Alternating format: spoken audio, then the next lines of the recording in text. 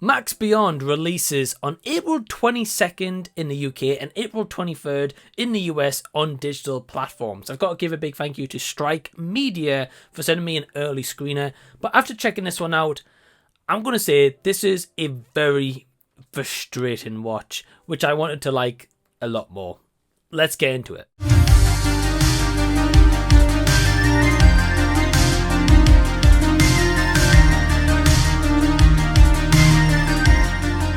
Hey everyone, what's going on? Welcome to the channel and thank you so much for taking your own time out to check out this review. I want to keep this spoiler free for anyone who is interested in checking this one out, who maybe has it on their radar, or even after checking out this review, may be intrigued or compelled to even check this one out. Now if you're wondering, okay, well Mike, what is Max Beyond all around? You know, I've never heard of this before. Well, basically it focuses on a PTSD Marine.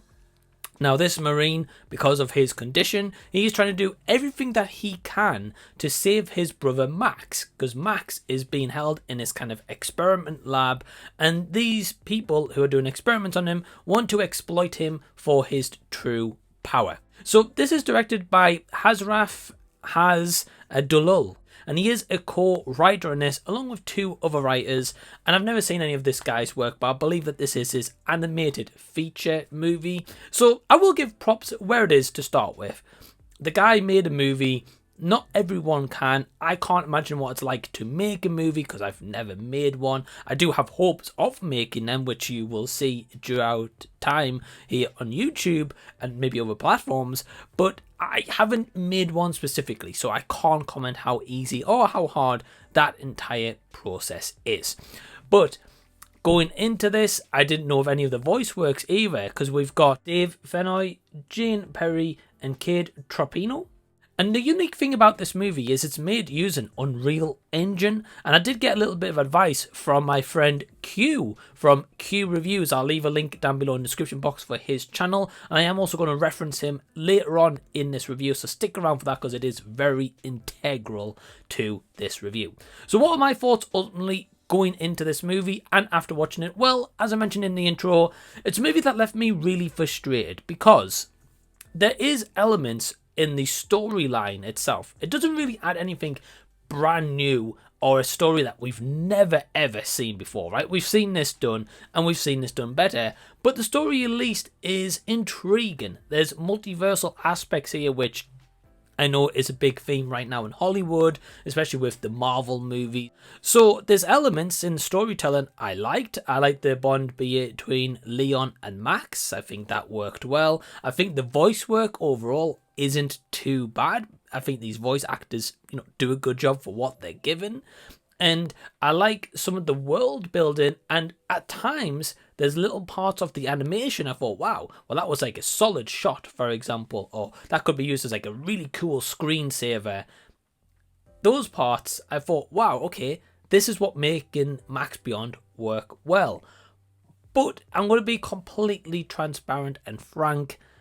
This is where I go into the negatives and what lets this down and what is frustrating. So I mentioned before about referencing my friend Q from Q Reviews. The reason why is Q is a kind of VFX artist, CG artist, and he has been in the industry for multiple years. Now, in his spare time, I know he uses Unreal Engine, which this movie is made from. So I asked him and I reached out to Q. I said, hey, look, this is used on like Unreal Engine 4.0, and he was using Unreal Engine version 5. And I said to him, okay, well, what's the differences between the two? Is there much of like a package upgrade cost, like the prototypes and stuff used? Is there much variation? And he said yes and no. So I showed him some of the stills from this movie, which you can find on Google. He sent me his, so you can see the differences straight away. So this is a screenshot in the movie, and then this is Q's work. Now, again, I appreciate this is an animated feature debut by Haz, and he may not have that much experience on that compared to, say, Q, who's been in the industry for so many years. But the problem is, when you're making a movie that is based completely on Unreal Engine and the effects are this bad, I'm telling you guys, it was frustrating. The effects are terrible. Like the Unreal Engine, like the models used, just feels so very like kind of cheap PS3, PS4 grade.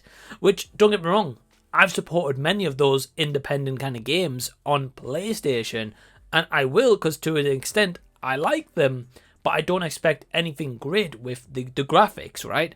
So the problem is, when you're putting that into a 90-minute movie, you're using models like this, but then you've got like this Unreal 5 that Q presented, and like how much more realistic that looks. And if you could have made a movie on that Unreal Engine, then this would have been a lot more appealing, it would have been a lot more enjoyable, and it also would have been easier to detach from the effects than the story at play. But unfortunately, with the poor effects, it took me completely out of the movie, because there's also times where the voice acting doesn't match up to the lip syncing. But throughout, this is a violent movie. There's a lot of blood splatter going on, and I thought, wow, this is cool. This is different. I like that. Personally, I feel as if this was done a little bit better, used better models, which apparently Q said the 3 model prototypes you can use,